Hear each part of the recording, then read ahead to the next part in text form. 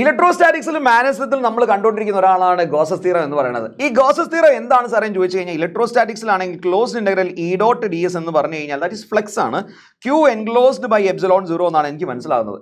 Sir എന്താണ് ഇതിന്റെ meaning ചോദിച്ചു കഴിഞ്ഞാൽ, കുറച്ച് ചാർജുകൾ വെച്ചിട്ടുണ്ട്. ആ ചാർജിന് ചുറ്റും എത്രയാണ് ഫ്ലെക്സ് എന്ന് ചോദിച്ചു കഴിഞ്ഞാൽ നമ്മൾ അതിന് ചുറ്റും ഒരു ഗോഷ്യൻ സർഫസ് വരയ്ക്കുന്നു. ആ ഗോഷ്യൻ സർഫസ് വരച്ചിട്ട് എത്രത്തോളം number of field lines perpendicular ആയിട്ട് പാസ് ചെയ്യുന്നു നമ്മൾ കാൽക്കുലേറ്റ് ചെയ്യുന്നത്. ദാറ്റ് ഇസ് ഫ്ലെക്സ് എന്നുള്ള രീതിയിൽ നമ്മൾ പറയുന്നു. അതിനൊരു പെർട്ടിക്കുലർ വാല്യൂ ഉണ്ട്, അല്ലെങ്കിൽ ആ ഫ്ലെക്സ് നമ്മൾ കണ്ടു കഴിഞ്ഞാൽ സ്വാഭാവികമായിട്ടും അതിനുള്ളിൽ എത്രത്തോളം എൻക്ലോസ് ചെയ്യപ്പെട്ട ചാർജിനെ കുറിച്ചുള്ള ധാരണ നമുക്ക് കിട്ടും. അതാണ് നമ്മൾ ഗോസസ് ലോ പറയുന്നത്.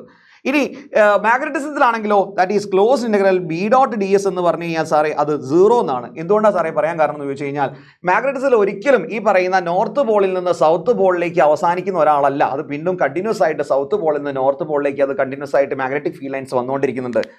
ഈ പറയുന്ന ഇലക്ട്രോസ്റ്റാറ്റിക്സിൽ ചാർജ് ഈ ഇലക്ട്രിക് ഫീൽഡ്സ് എന്ന് പറഞ്ഞു കഴിഞ്ഞാൽ അത് ഡൈവേർജിങ് അല്ലെങ്കിൽ കൺവേർജിങ് ആണ്. പക്ഷേ അല്ലെങ്കിൽ മാഗ്നറ്റിസത്തിൽ നമ്മൾ നോക്കുന്ന സമയത്ത് അത് എപ്പോഴും ഒരു ക്ലോസ്ഡ് ലൂപ്പാണ് ഉണ്ടാക്കുന്നത്.